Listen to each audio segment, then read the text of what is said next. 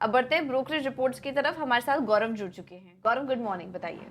जी हाँ, तो आज सबसे पहले शुरुआत करते हैं बजाज फाइनेंस के साथ, क्योंकि अगर हम बात करें बजाज फाइनेंस की तो कहीं पे एक बुलिश व्यू हमें ब्रोकरेजेस की तरफ से देखने को मिल रहा है। तो जैसे कि जेफरीज ने बाय रेटिंग बरकरार रखते हुए टारगेट प्राइस जो है वो 9260 रुपीज़ का रखा है। और इसका मेन रीज़न ये है कि जैसे हमें पता है कि आरबीआई ने जो रिस्ट्रिक्शंस थे कार्ड के ऊपर बजाज फाइनेंस के, उसको भी हटा दिया है और इसी के चलते हुए उनको कहीं पे ग्रोथ देखने को मिल रही है बजाज फाइनेंस में।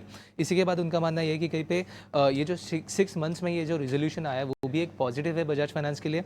और आगे जाके इसका इम्पैक्ट जो है वो उनका मानना है कि कहीं पे 10% से ग्रोथ देखने को मिल सकता है नए लोन्स के सेगमेंट में, और 4% से ग्रोथ देखने को मिल सकता है कंसोलिडेटेड पीबीटी में Q4 के नंबर्स में। और इसी के चलते हुए उन्होंने एक 9260 रुपीज़ का टारगेट दिया है। इसी के बाद अगर सिटी की बात करें तो उन्होंने भी बजाज फाइनेंस पे बाय रेटिंग बरकरार रखते हुए टारगेट प्राइस जो है वो 8675 रुपीज़ का दिया है, क्योंकि उनका मानना है कि कहीं पे मैनेजमेंट का भी ऐसे ही रहेगा व्यू आगे जाके कि ये जो रेगुलेटरी कंसर्न है उसको ज़्यादा से ज़्यादा अवॉइड कर सके, और इसीलिए उनका भी एक बुलिश व्यू बनते हुए हमें यहाँ पे देखने को मिल रहा है।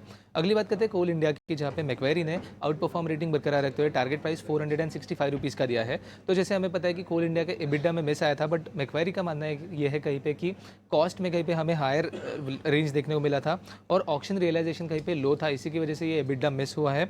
आगे जाके उन्होंने ये जो आउट परफॉर्म रेटिंग है वो बरकरार रखा है, क्योंकि उनको कहीं पे वॉल्यूम्स में डिलीवरी जो है वो काफ़ी स्ट्रॉन्ग लग रही है, बैलेंस शीट काफ़ी रोबस्ट लगता है, और इसी के साथ साथ 5% डिविडेंड यील्ड भी है जो स्टॉक ऑफर करता है, और इसीलिए उन्होंने आउट परफॉर्म रेटिंग बरकरार रखा है। अगली बात करते हैं डाबर की, जहाँ पे जेफरीज ने बाय रेटिंग बरकरार रखते हुए टारगेट प्राइस 660 रुपीज़ का दिया है, क्योंकि उनका मानना है कि कहीं पे रिजल्ट्स की बात करें तो एक ब्रॉडली इनलाइन रिजल्ट से अगर जेफरीज के एस्टिमेट्स के साथ हम कंपेयर करें तो।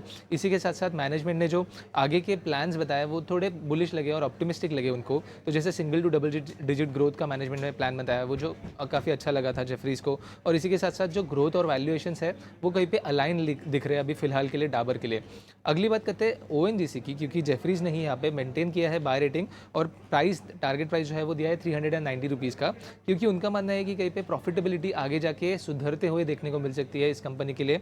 और प्रॉफिटेबिलिटी जो स्पेसिफिकली केजी बेसिन से जो प्रॉफिटेबिलिटी थी वो कहीं पे कंसर्न था, बट उनका मानना है कि कहीं पे बेटर रियलाइजेशन हमें देखने को मिल सकता है। इसकी वजह से ये जो ओपेक्स का लोड है वो कहीं पे कम होते हुए देखने को मिल सकता है, और इसीलिए उन्होंने टारगेट प्राइस 390 रुपीज़ पे बरकरार रखा है।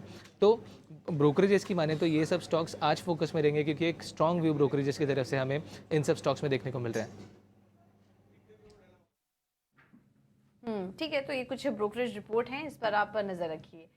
थैंक यू गौरव, आपका ये पूरा अपडेट देने के लिए।